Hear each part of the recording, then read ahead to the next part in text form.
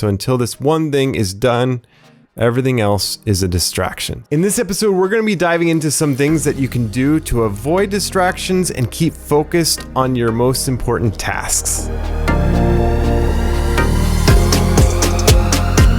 What's up, friends? Welcome to The Beautiful Mess, where we talk about tools and tactics to improve your life, to upgrade your life from version 1.0 to 2.0, 3.0, and beyond, taking incremental steps that you can take to yield big results. It's those little things, those little habits that will lead to significant results. And that's what we're talking about today, is basically some simple steps that you can take to battle distractions and keep your eye on what's most important. And this will be kind of a continuation of what we talked about in the previous episode, episode 55, where we talked about the one thing. And so once you have your one thing, what are those things that you can do to make sure that you can get that one thing done? So it's one thing to identify your one thing to realize the importance of it, but then how do you get from that understanding to actually getting it done? So there are a couple things that you can do. First, it's all about how you time block. You want to set aside, and this is what they say, is about 4 hours of uninterrupted time where you can focus on that one thing. So let's start off by understanding what the one thing is. So Gary Keller has this focusing question that he uses to identify the one thing, and basically it goes like this: what's the one thing you can do such that by doing it, everything else will be easier or unnecessary? So this kind of clears away the clutter and gives you a point that you can focus on that'll yield better results. And he kind of talks about the domino effect that it can knock down something that's 50% bigger than the original. So you can start off with this little domino and you can knock over something as large as the Eiffel Tower within a short span as you build up 50%, 50%, 50%. So by doing the one thing, you will help yourself in identifying those little dominoes that will yield big results. So what can you do to make sure that you stay on task, that you can get that one thing done? The first suggestion is to time block, time to rest.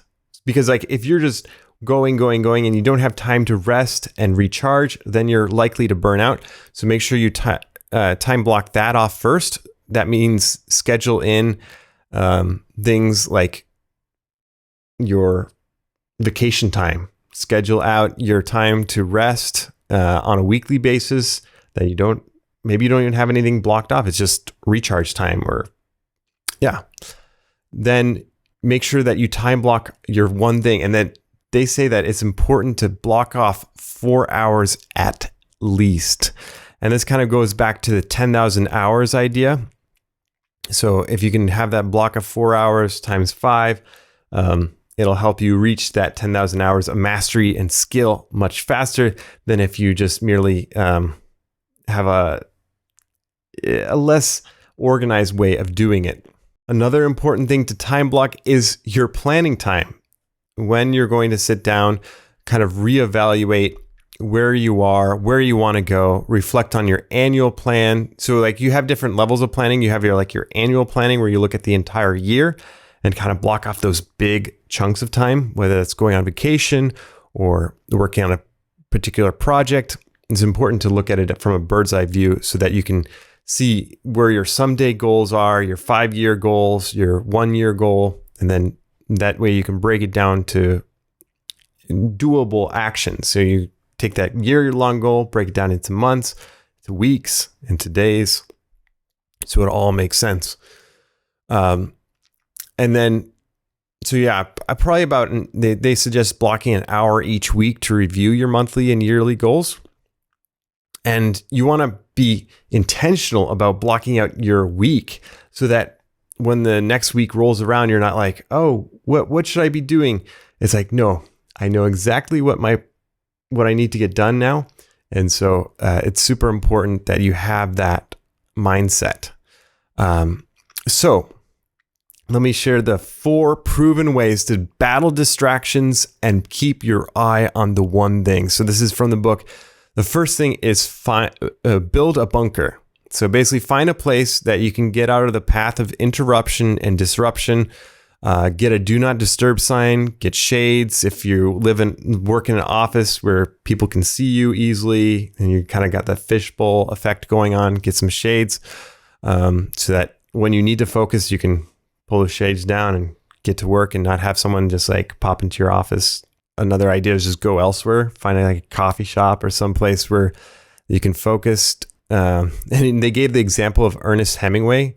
I guess they had a strict writing schedule starting in his room at 7 a.m. early in the morning. Dan Heath, haven't read his book or his writings, but I guess he bought an old laptop, deleted his browser and network drivers, and took it into a coffee shop. You know, he wouldn't have any distractions from the web.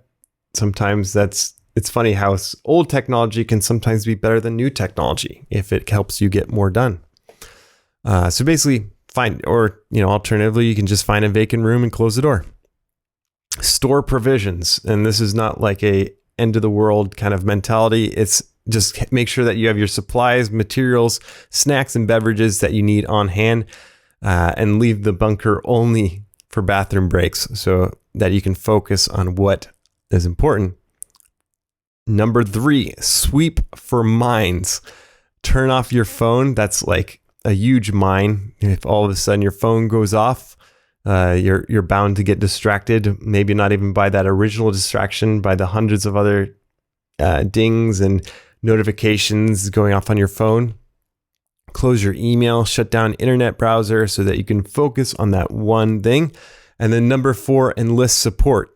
So tell those most likely to seek you out what you're doing and when you'll be available. That way they know when you're available to be distracted or just have a conversation with you, or when you need to get work done. It helps to see the big picture. It helps them to see the big picture and know when they can access you. But if you continue to have an issue with like people distracting you, it could be important for you to all of a sudden shift your focusing question to what's the one thing I can do to protect my time block every day such that everything else I might do will be easier or necessary. So that becomes your one thing, is to find that time and space and to make sure that you protect it. And so their big ideas is that you want to protect your time block at all costs. Schedule big chunks of time for one thing, 4 hours at least. No one or nothing can distract me from my one thing. Be creative and firm when you must. One thing time block equals most important meeting of the day. So put it on your calendar. If you've got like a scheduling app like Calendly, make sure you block out that time so that people can't request you on that time, because you have an important task to complete. And you build that habit by just continually doing this day in, day out. And I encourage you to do it in the morning. There's this company called Y Combinator, and they adapted what's called the Maker model schedule. I guess Paul Graham was the one that came up with this Maker schedule, manager schedule. So the idea is that they sectioned off the morning for Maker schedule, and that's basically things that you need to do or create, large blocks of time, half-day increments. Whereas the manager schedule, that's basically where you have oversee or direct. That's more divided into hours. You might have meetings and things like that. And they set to the end of the day. So you can't schedule meetings early in the morning. You have to wait until the end of the day. That way you have a good chunk of time that you can devote to getting those important tasks done, and that you won't get distracted until, or get pulled in different directions until later in the day. So that's the idea, is be a maker in the morning and a manager in the afternoon. Time block the one thing. The other thing that I'd recommend doing is visualize your way to success. Basically, they conducted 3 separate studies on visualization on outcome. They had 262 students. Group 1 was asked to visualize the outcome. like getting an A on an exam. Group 2 visualized the process needed to achieve the desired outcome. Study sessions needed to achieve an A. So basically, instead of focusing on just the outcome, they focus on what the steps were to achieve the desired outcome. And what they found is that group 2 did better across the board. They studied earlier and more frequently and earned higher grades. So basically, people are overly optimistic about what they can accomplish. It's like the planning fallacy. You need to break down the someday goals to today goals. So if you write down your answers, it helps. 39% more likely to accomplish your goal if you write it down. So make sure you write down your goals so that you'll get them done.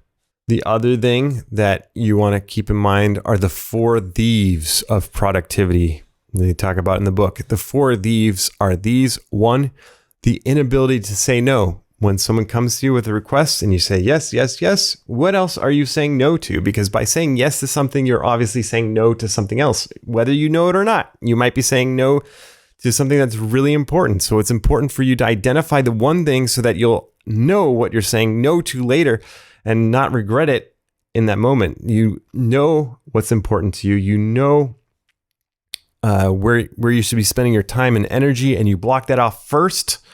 Then you'll be in good shape. The other thing this one was interesting to me. I was kind of unsure about it, but it's the fear of chaos. We all want things in order, and it's important. And they talk about the idea of like there's rubber balls and there's glass balls when you're juggling. It's like you're juggling in life.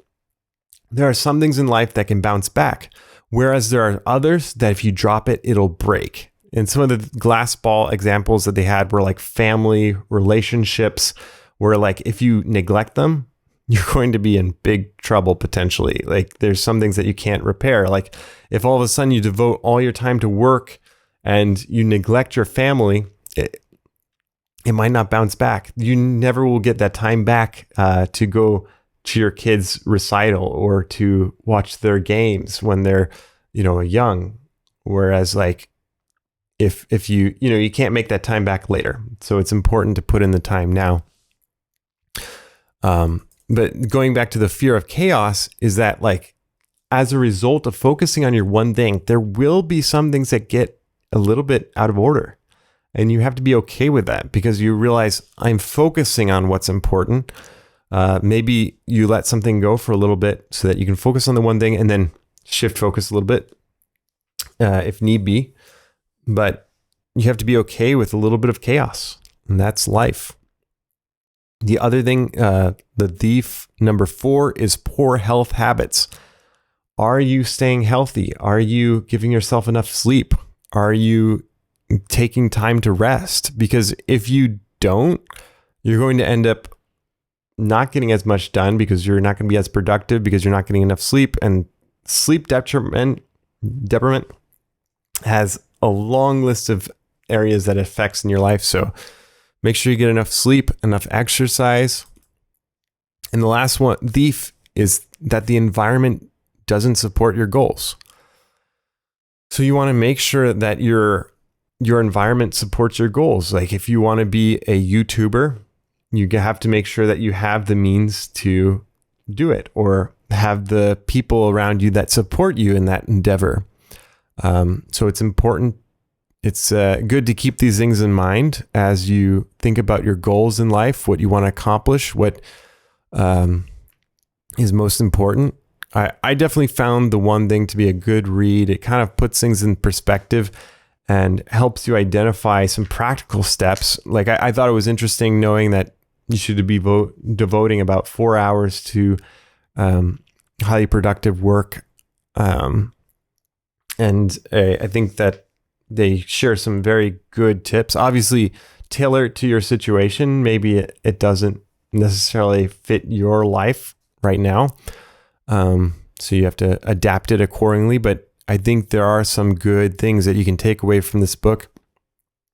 One of the other things that I'll mention is that they say that you should do your one thing early in the day And basically the idea is that until this one thing is done, everything else is a distraction. And right now I've got a sticky note on my computer that, I don't know if you can see it. Let's see if it focuses in. Yeah. So until this one thing is done, everything else is a distraction. So make sure you're getting your one thing done and not just getting distracted by the hundreds of things that'll, want your attention. There are rare cases where you need to shift from that one thing. Obviously, if that happens, that's your new one thing. Like the house is on fire, that's your new one thing. If your kid breaks their arm, that's your new one thing. It's like you have to shift your mentality depending on what the situation is. And the last thing I'll leave you with is writing down your goals makes you more likely to achieve them. So that's one thing that you can do. The other thing to make your likelihood of achieving those goals greater is to write it down, but then also send progress reports to a friend, a mentor, or a coach, because that makes you nearly twice as effective. And it's very important for you. It's very important for you to have a coach in life. Maybe you have a friend that's also along a similar journey.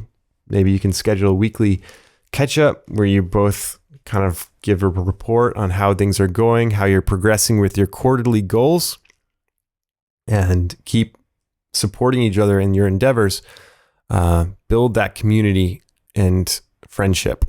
So that's the one thing I have for you today, is just little tips and tidbits for you to build your bunker so that you can stay productive and not get distracted by the landmines, your phone, notifications, and so that you can visualize success, because that's going to help you. Don't just visualize the outcome, but visualize the process to get to the outcome, because that will help you become more likely to achieve better results. And then finally, write down your goals and then keep your friends updated, or whether it's a mentor or a coach, send them progress reports, fill them in on how you're doing with your one thing. Well, thanks so much, friends, for joining me on the Beautiful Mess podcast. If you want to be part of the Messy fam, be sure to rate, review, subscribe wherever you listen to podcasts. We're on most platforms. In particular, I ask you to subscribe on YouTube, because that's where I'm hopefully going to be focusing a little bit more into. I'm super excited. Thank you all for your comments, by the way. I really appreciate getting all of your thought-provoking comments. It's been good. I enjoy reading every single one. So please keep that up, and being part of the Messy fam, the community. Appreciate it. And until next time, my friends, stay messy.